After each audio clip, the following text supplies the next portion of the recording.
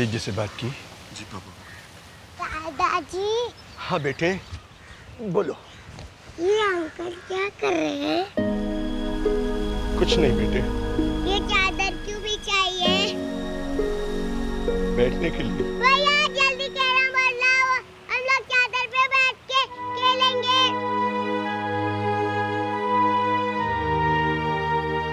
भैया। दादाजी ये क्या हो रहा है? मुझे तो लगता है यह सत्संग होने वाला है। लेकिन सत्संग तो दादी माँ ड्राइंग रूम में करती है। आप कैरम तो रखो, हम खेलेंगे। पर बताओ तो सही, क्या काम कर रहे हो? बेटा आप लोग अंदर जाके खेलिए, आपको बाद में सब बता देंगे। हाँ चलो अंदर चलते हैं और सचिन को भी ले लो साथ। सचिन चलो अंदर। समझ में नहीं आता कौन कैसे बताएगा इन बच्चों को कि धीरज बेटा, तुम इन बच्चों को कहीं बाहर ले जाओ। असल में अपनी माँ की इस हालत को देखना वो बर्दाश्त नहीं कर पाएंगे। लेकिन पापा भैया आएंगे, बाकी के लोग आएंगे, मेरा यहाँ रहना जरूरी है। बेटा मैं सब संभाल लूंगा यहाँ पे। फिलहाल सिद्धार्थ के आने से पहले तू इन्हें कहीं ले जा।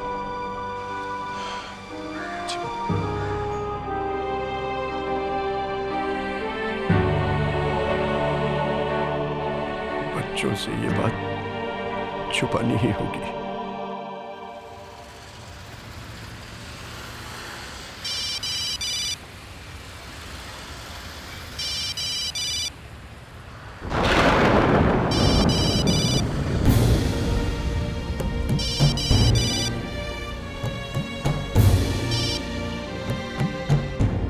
हेलो। हेलो सिद्धार्थ बेटा, कैसे हो? आप कहाँ हैं? दरअसल मैं और तुम्हारे पापा बस स्टैंड पर हैं। बेटा जया का फोन था 3-4 घंटे पहले, बोली थी कि घंटे भर में पहुंच रही है। अभी तक कोई खबर नहीं आई। मैंने सोचा तुम्हें कुछ पता होगा, इसीलिए तुमसे कोई बात हुई है जया की? नहीं,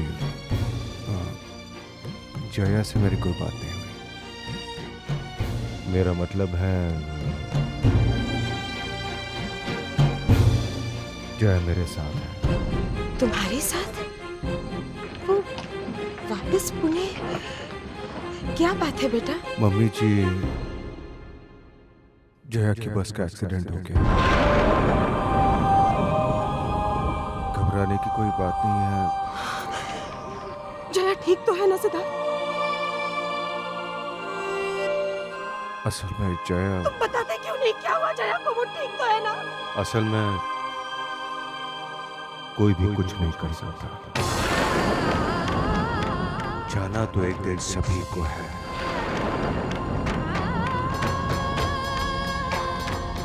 और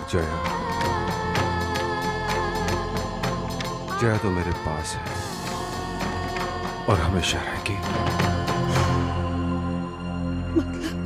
पता नहीं क्या जल्दी थी उसे जाने की। हम सबको छोड़ के चली गई।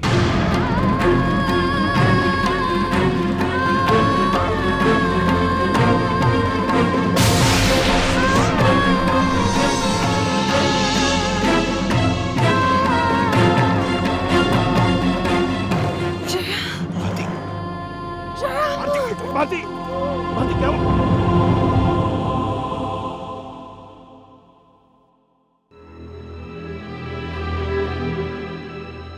मुंबई पुणे एक्सप्रेस हाईवे पर एक बस की ट्रक के साथ हुई टक्कर में 7 लोगों की मौत हो चुकी है।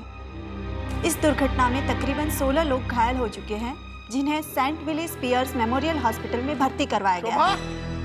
शोभा! इस हादसे अरे हाईवे पे एक बस का एक्सीडेंट हुआ है और आंचल, वो भी तो आज। आप फिक्र मत कीजिए, भगवान की दया से आंचल ठीक है। मेरी अब भी बात हुई है। रजनी, इस समय क्या हालात है वहाँ की? कितने लोग घायल हैं और उनमें से कितने गंभीर हैं? मामा जी, मामी जी, मुझे वीजा मिल गया।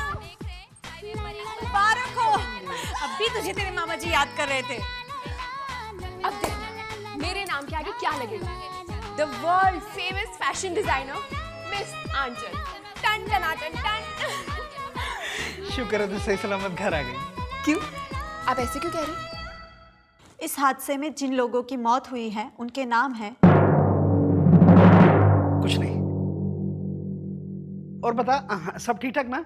All formalities done? सब कुछ डन डन डन मामा जी। अब बस 20-25 दिन के अंदर अंदर टिकट लेने जाना है और फिर जूम। 20-25 दिन में तू चली जाएगी और तेरा ये मामा दिल का मरीज है। पीछे से अगर कुछ हो गया तो तेरी सूरत भी नहीं देख पाएगा।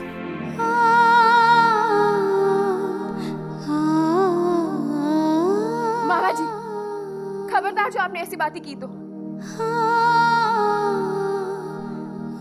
और अगर आपको ये सारी बातें करनी है ना तो ठीक है, मैं अमेरिका नहीं जाऊंगी। आंचल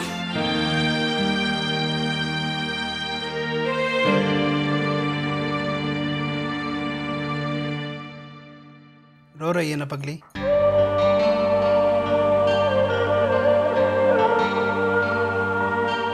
रो नहीं तो और क्या करूं? आप बात ही ऐसे करते हैं। मेरी बातों का गलत मतलब मत निकाल आंचल। मुझे समझने की कोशिश कर। जब तुमने 20-25 दिन में अमेरिका जाने की बात कही तो मेरा दिल अचानक भर आया।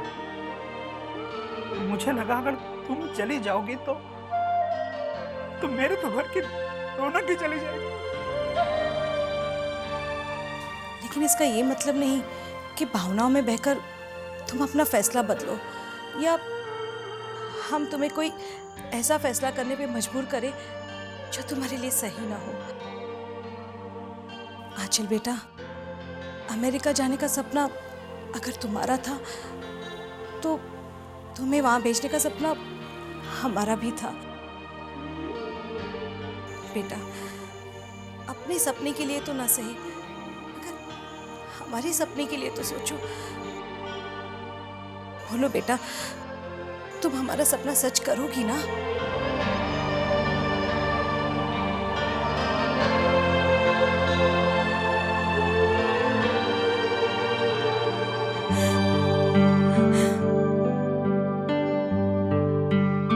पहले आप मामा जी को समझाएं कि ये वो सारी बातें ना करें जो उन्होंने अभी की थी। अच्छा बाबा, नहीं करूंगा बस। अब जल्दी से बता, काउंसलर ने क्या क्या पूछा? बताओ। बता। मामा जी, काउंसलर ने तो मन्नू हटो हटो हटो।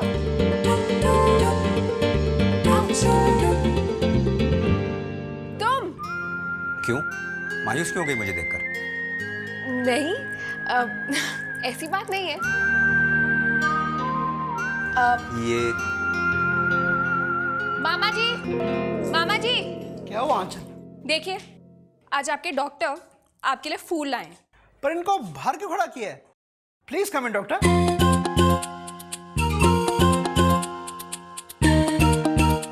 ये आपके लिए।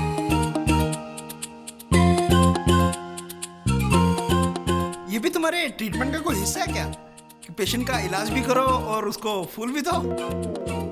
जी ऐसा ही कुछ समझ लीजिए। पर डॉक्टर, ये फूल तुम्हें मुझे नहीं आंचल को देने चाहिए। उसका वीजा लग गया अमेरिका का। ओह, कांग्रेट्स आंचल। Thank you. आंचल सुन, अगले शुक्रवार तू अपने मामा और मन्नू के साथ मंदिर चली जाना। तेरी इस सफलता के लिए तेरे मामा ने मन्नत मांगी थी, उसे उतारनी है, ठीक है?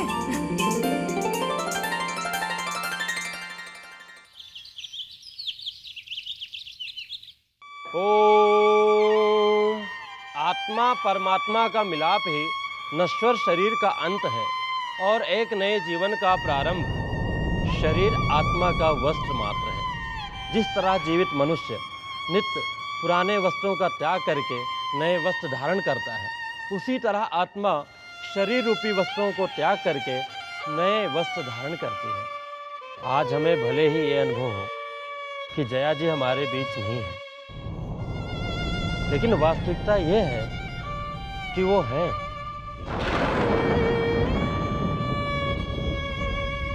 वो यही है, हमारे आसपास।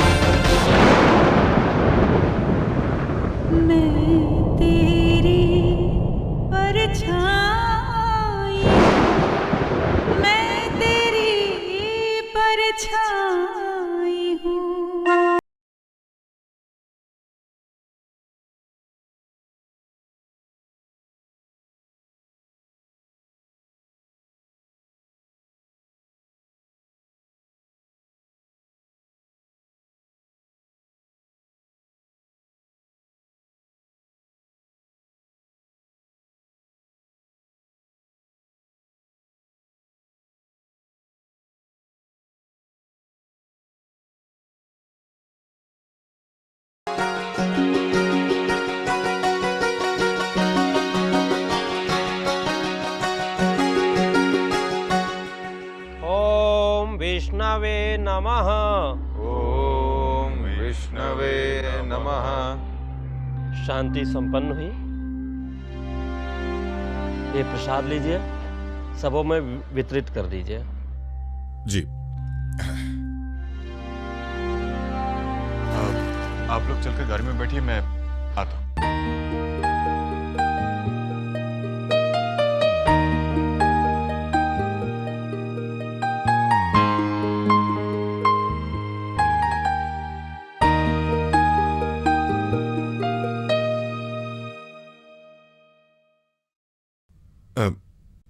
ये लीजिए, मेरी भाभी का चौथा है। उनकी आत्मा की शांति के लिए प्रार्थना कीजिएगा। God bless you.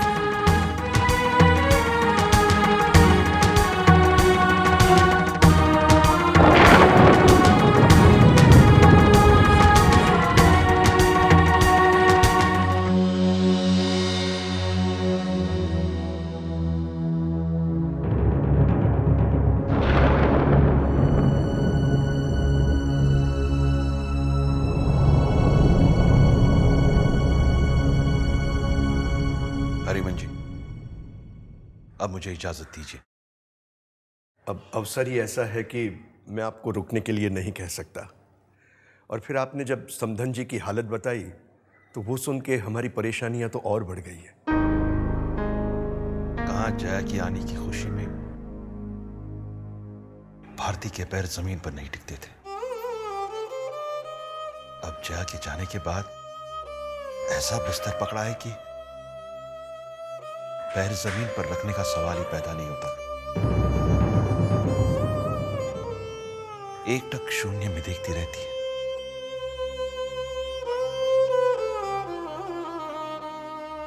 जैसे उसकी आंखें जया का इंतजार कर रही हो।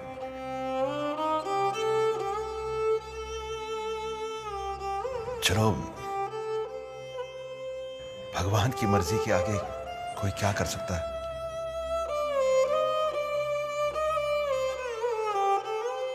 आप बच्चों को तैयार करवा दीजिए। बच्चे? हाँ, जब उनकी मां ही नहीं रही तो वो यहां रहकर क्या करेंगे।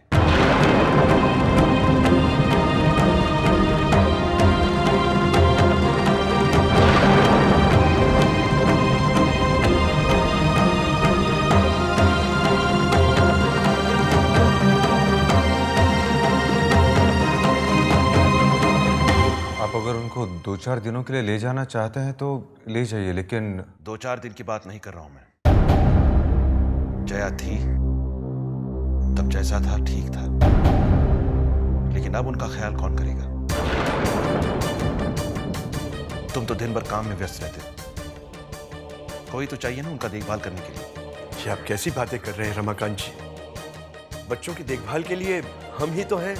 हरिमन जी, ये सब कहने की बातें होती हैं। बिना मां के बच्चों की क्या हालत होती है ये आप अच्छी तरह समझते हैं, और मैं भी। मैं जानता हूं कि मां की जगह कोई नहीं ले सकता, लेकिन उनकी जिंदगी में पिता की कोई जगह होती है।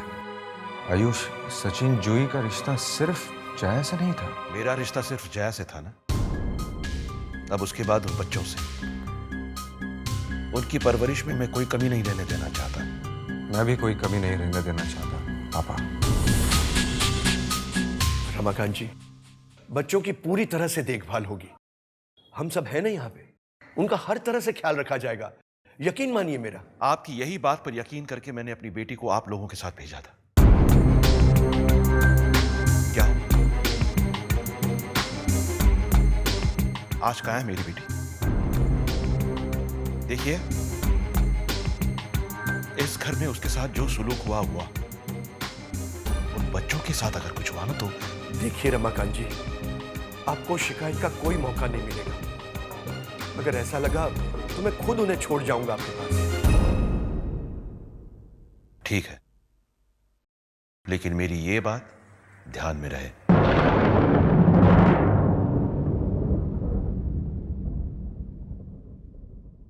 बड़े पापा, चाय। बस बेटा,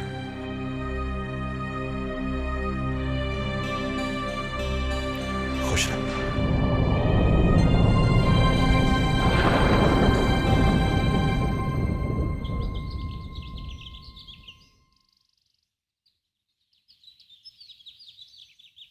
नाना जी, नाना जी, नाना जी, नाना जी, नाना जी, नाना जी, नाना जी। आजा बेटा आजा। नाना जी, आप मम्मी को क्यों नहीं लेके आए? मम्मा आएगी बेटा। हाँ, आएगी मम्मा। तुम जाओ अपनी चाची के पास जाओ। हाँ, जाओ।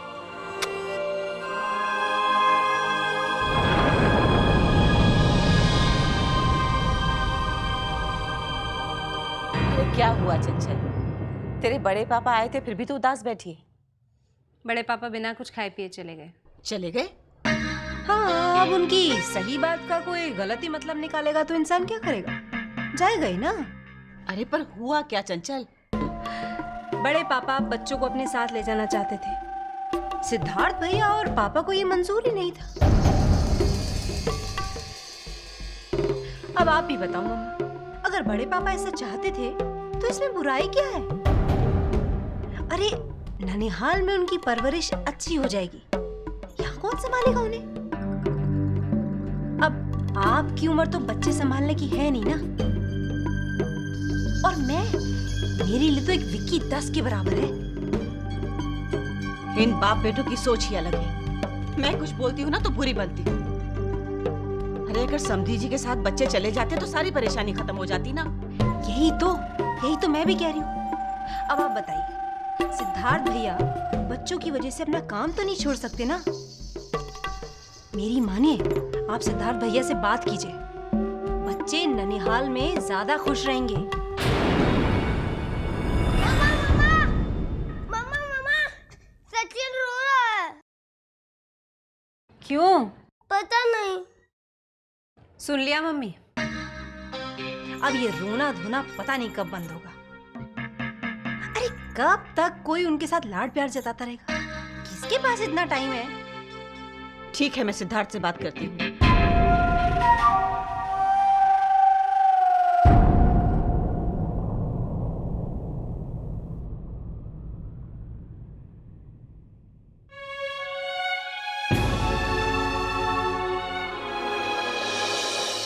एक बात पूछूं? मुझे याद करेंगे ना? नहीं, याद करने के लिए भूलना होगा, और मैं तुम्हें कभी नहीं भूल सकता।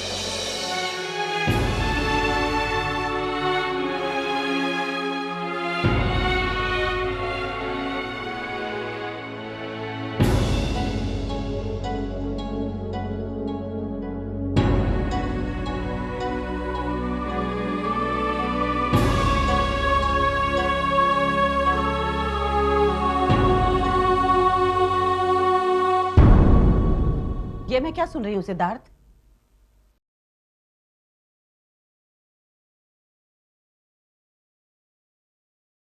क्या हुआ माँ?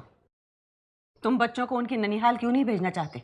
बच्चे उनकी जिम्मेदारी नहीं है माँ, हमारी जिम्मेदारी। मेरा मतलब है मेरी जिम्मेदारी है। देखो, तुम अकेले बच्चों की परवरिश नहीं कर पाओगे। तुम अपना काम देखोगे या घर पे बैठ के बच्चों को संभालोगे? वहां रहेंगे तो अपने आप पल भर जाएंगे और तुम पर किसी तरह का बोझ भी नहीं होगा। ऐसे मत कहिए माँ, बच्चे माँ बाप पे कभी बोझ नहीं होते, और उनको मैं ये एहसास क्यों दिला दूं कि उनकी सिर्फ माँ थी इस दुनिया में। माँ चली गई तो वो लावारिस हो गए। उनकी माँ को भगवान ने उनसे अलग कर दिया और बाप अपनी मर्जी से अलग हो जाए, अपनी जिम्मेदारियों से मुंह फेर ले। ये कैसे हो सकता है माँ? सिद्धार्थ, मैं जो कुछ भी कह रही हूँ तुम्हारी भलाई के लिए कह रही हूँ। अरे बच्चे वहां पलेंगे तो तुम्हें अपने बारे में सोचने के लिए वक्त मिलेगा। अभी तुम्हारी उम्र की क्या है? 6 महीने में दूसरी शादी कर लेना।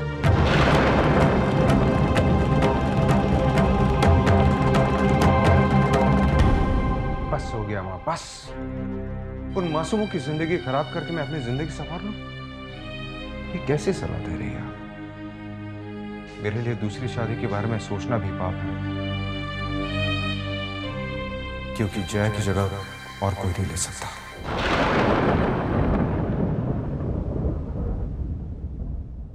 मैं अपने स्वार्थ के लिए बच्चों की खुशियों का गला नहीं घोट सकता।